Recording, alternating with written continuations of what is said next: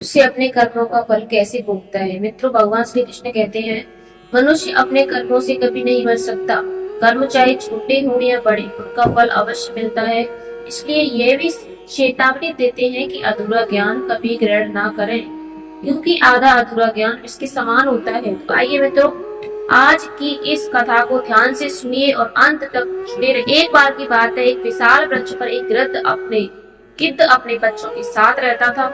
वह अपने बच्चों से प्रेम करता और उन्हें सदा ही मार्ग की शिक्षा देता। एक दिन वह अपने बच्चों को लेकर आकाश में उड़ रहा था। तभी नीचे उसके एक विचित्र दृश्य देखा। रास्ते के किनारे एक स्त्री और पुरुष बैठे थे। उनके शरीर पर घाव थे, खून रिस रहा था और चेहरे पर कराह साफ रहे। आते जाते उन्हें देखते पर कोई मदद नहीं करता। गिद्ध के बच्चों ने यह देखा तो उनके मन में लालच जाग गया।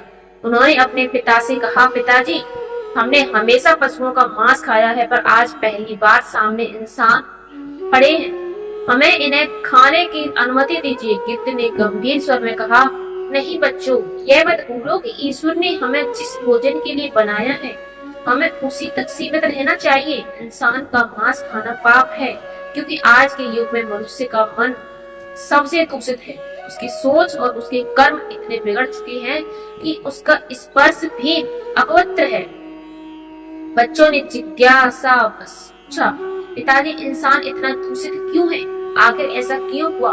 तब गिद्ध ने कहा, ठीक है बच्चों, मैं तुम्हें इन दोनों की कहानी सुनाता हूँ। ये वही लोग हैं जो आज कोड़ी बनकर तड़प रहे हैं। जब तुम इनके कर्मों को जानोगे तब समझोगे कि मनुष्य का मांस क्यों नहीं खाना चाहिए।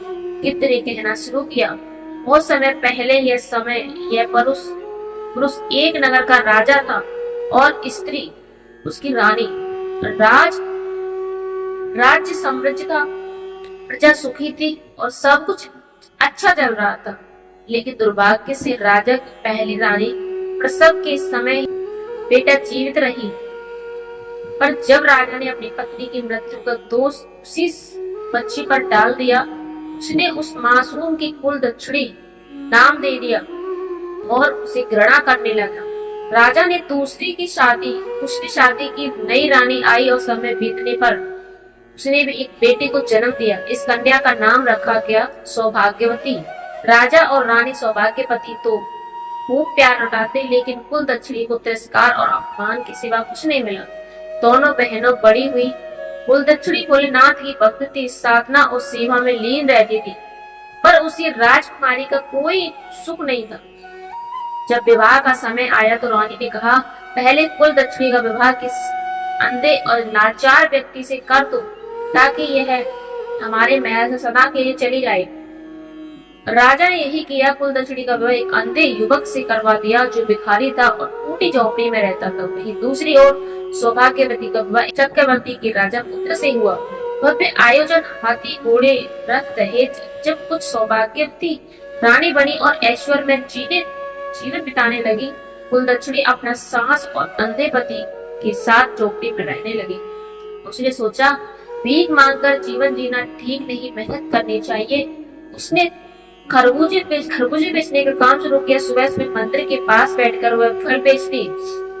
भगवान शिव और माता पार्वती का आगमन। एक दिन संयोग से भगवान शिव और माता पार्वती वहां से गुजरे। माता पार्वती ने कहा, प्रभु, मुझे इस स्त्री के तरबूजे खाने हैं। दोनों ने वेश बदला और बूढ़े दंपति बनकर कुल दक्षिणी के पास पहुँचे। उनके पास पैसे नहीं थे। कुल दक्षिणी ने मुस्कुराते हुए कहा, कोई बात नहीं, आप मेरी माँ और पिता जैसे हैं। यह फल मेरे लिए पुण्य का कार्य है।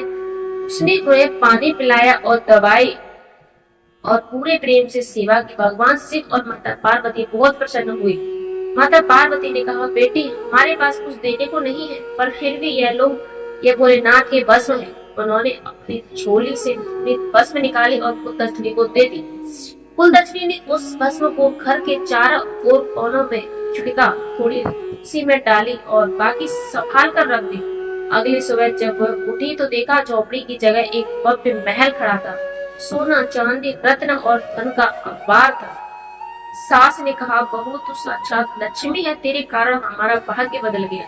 कुल दक्षिणी रो पड़ी। काश में पहचान पाती कि कल जो बूढ़ा दंपति मेरे घर आया था वे और कोई नहीं बल्कि भगवान शिव और माता पार्वती थे।